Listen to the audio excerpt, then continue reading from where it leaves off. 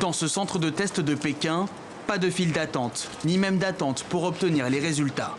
L'astuce ne vient pas du prélèvement, effectué comme ailleurs via les voies respiratoires, mais plutôt du traitement des échantillons. Au lieu de les analyser directement, ce laboratoire y ajoute des réactifs avant de les placer dans cette machine semblable à une imprimante. En 30 minutes chrono, le verdict tombe. Une détection express très utile, notamment dans certaines situations.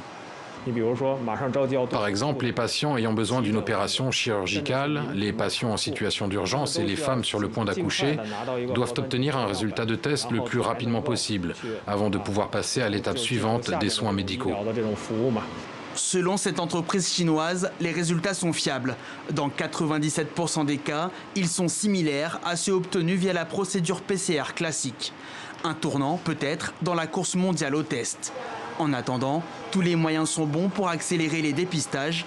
Aux États-Unis, Donald Trump mise sur des tests antigéniques encore plus rapides et réalisables sans l'aide d'un professionnel. Démonstration devant la presse par l'un de ses conseillers. 1,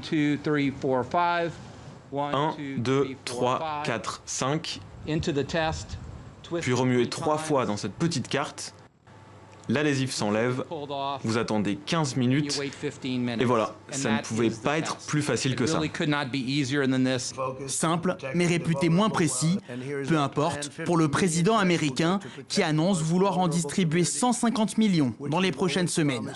Ces kits de dépistage rapide, l'Organisation mondiale de la santé en fait aussi la promotion.